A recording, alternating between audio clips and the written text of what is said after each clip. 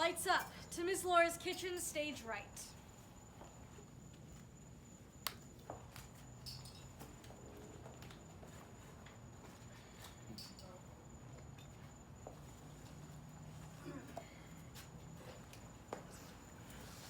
Why is it gotta say happy birthday, Ms. Laura? Why can't it just be Laura on a cake? Because it is Miss Laura.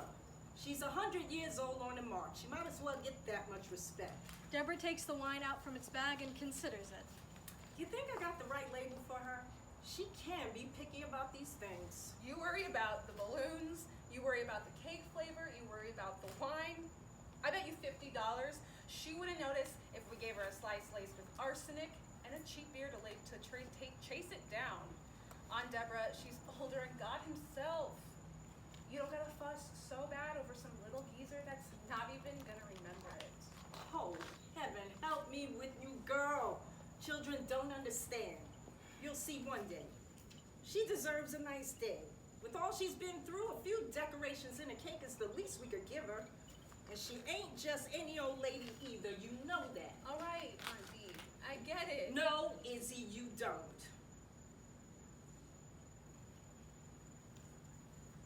I just don't get why you're doing all this over a holiday weekend. Don't you get time off too? What, you think I should drop everything just because you're on break from school? Well, Miss Laura pays me nice. Well, she what? She ought to. You know, after what happened to your mama and all. Deborah retrieves a pack of candles from her pocket and proceeds to stick them in neat rows on the border of the cake. You know what I mean. I get that Miss Laura was the wife of a big Holly director, and I get that she's kept you in work since you were younger than me, but you should have at least that. After everything she put you through, you and Grandma, and then later my own mom. God rest their souls. Yes, God rest them both. Izzy goes to find a box of matches for the candles. Oh, no need for any of the matches. These candles are just for show. She barely got the air to talk, let alone huff and puff for birthday wishes. Then why do you even put them on? Gotta keep things normal. The visual of it's nice. 100 candles all stretched out for her. But it's almost. I ain't putting anything on you, Iz. Say what you need. It's just that it's almost a bit insulting. Don't you think? Like, your mama is killed just for being in the house at the same time as that Stuart. You and Grandma are little kids, an orphan, found the two. And they never even caught the guy. And she decides to make y'all the new housekeepers? She could have put you through school or given you money outright, but she keeps you here. Y'all didn't have nothing to be able to do any different or go anywhere else. Mama told me that much. And where are we? Where's our family gone? Why does she get to live to 100 while Grandma and Mama couldn't make it to 40? Miss Laura don't have nobody but you. And she's never treated you any better than another hired hand. Doesn't she see what she's done to you? To us? Has she ever? It was a different time then. Very different. You think a lady like her gonna adopt two nearly grown girls out of pity? Yes. How we saw Mr. Stewart and our mama was the worst moment of my life. And I would have given anything to have kept it from happening, but that doesn't mean we are obligated to anything more than what she offered. And you're standing here talking at me like you know what you're actually saying. Honey, let me tell you, you know not a damn thing. All right, I'll give it to you that Miss Laura don't have anybody other than me and you, but fact is, we're the only two people she's interacted with in the last 10 years other than her doctor and her accountant. So you think you're so smart on that private education Miss Laura's paying for. Why don't you go ahead and try to figure out who you think she's leaving all her earthly possessions to? Sorry, Auntie, I didn't know. Of course you didn't know. If you Miss Laura, because she is your elder, then you might as well out of your own interest. Is that why you're with her for so long? She told me about 3 months ago. She's really a good woman, Izzy. I'm sorry you got this vengeance in you for something your own mama wasn't even alive for. And Lord knows, I pray you get rid of this rage. But I ain't tolerating disrespect for someone towards the woman who suffered just as much as her owner, if not more. Gosh, over what happened, I mean, Mr. Stewart was the only thing she had in this whole world. I still had my sister. And eventually, I got your mama and you. They both did growing up and died young, but maybe it was because of what happened to my mama, and maybe not. But I did have them once. And honey, I have you. And I'm so blessed for that. And I don't care how much you're gonna struggle and how much you've been struggling, but I ain't aiming to lose you too. So you're gonna quit trying to fight with me whenever you're here, and you're gonna start listening to me the same way you did when you were that scared little 11-year-old girl that I promised would always get what she needed. You understand me? Good. Now we're gonna go check on her.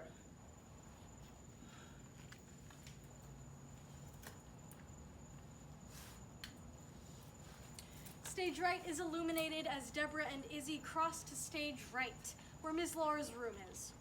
As they are doing this, Mr. Stewart helps Ms. Laura into her chair. He exits stage right. She wears a big robe and a grotesque mask over her face. Deborah moves closer toward Ms. Laura, while Izzy hangs a little back.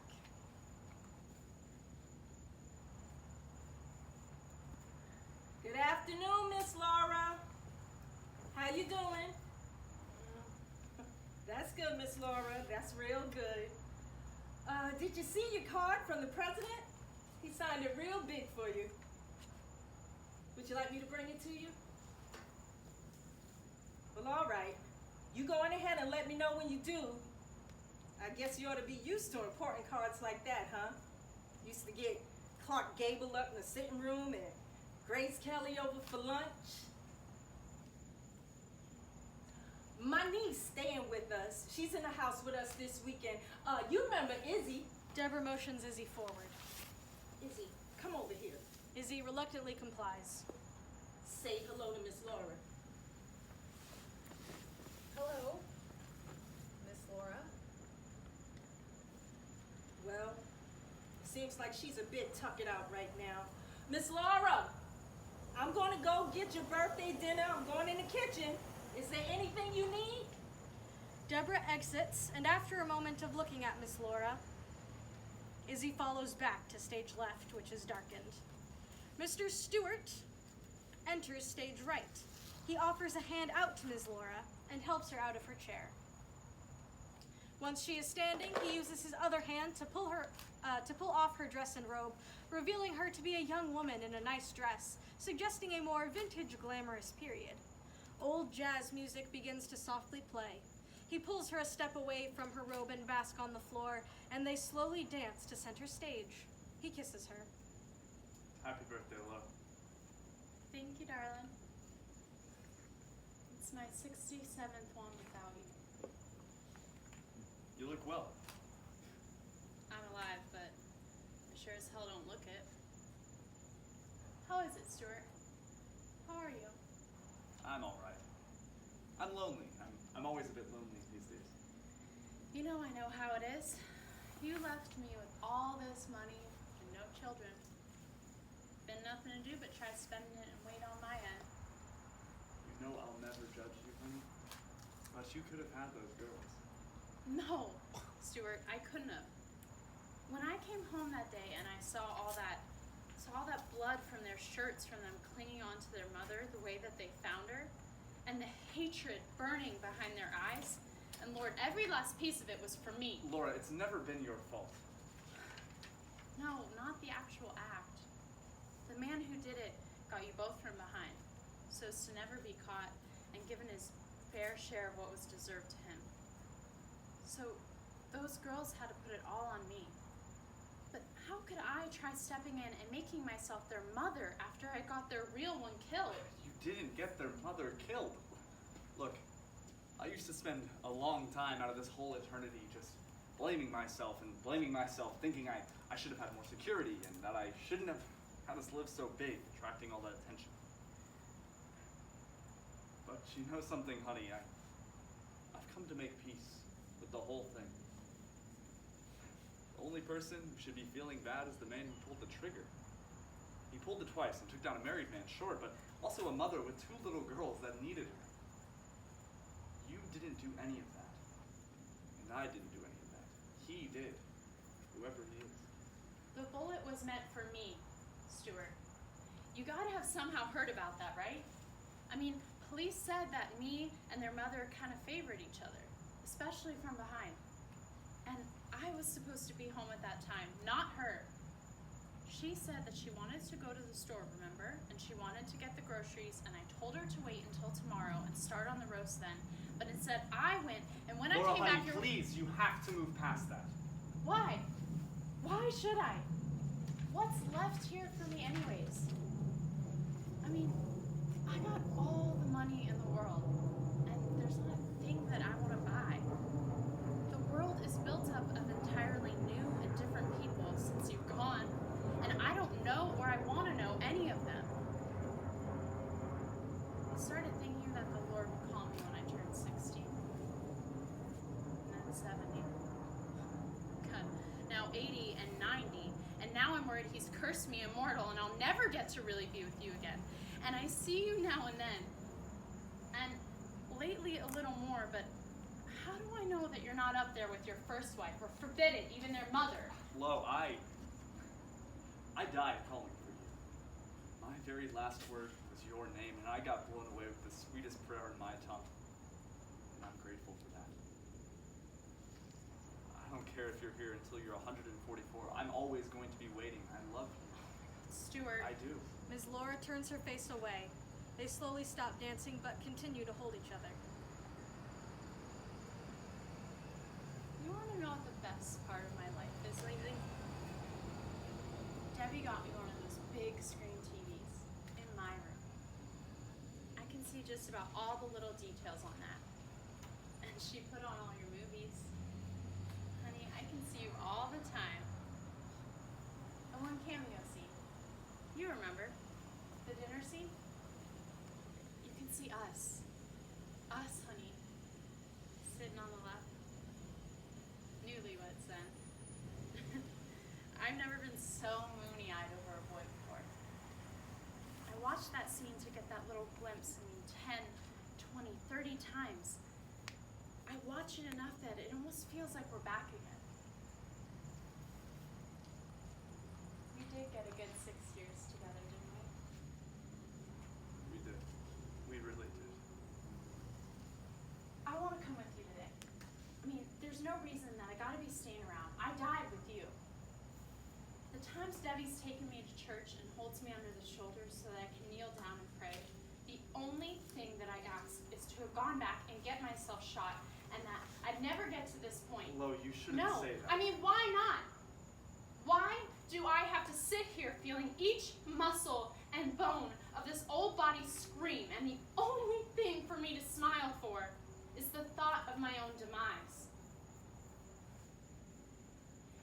If only I had gotten to go with you that day. I mean, if only, darling. We'd never have to say goodbye ever again. For the end of time, it'd be you, me, and the music. I mean, that's heaven, isn't it? That's what I gotta be waiting and waiting on to come to me. Why's it gotta be that I can't come to it, to you? I mean, why? Why? Why? Mr. Stewart senses Izzy and Deborah coming. Honey, we don't have much longer. They're coming. No, not again. No more meet-agains.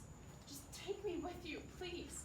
You cannot let me live like this. You can't let your wife suffer like this. Please. I'm sorry. Please, no. I'm sorry, Lo. Please, no. No. I can't. No. Please. Mr. Stewart No. exits stage right as Deborah and Izzy enter stage left and cross to center stage.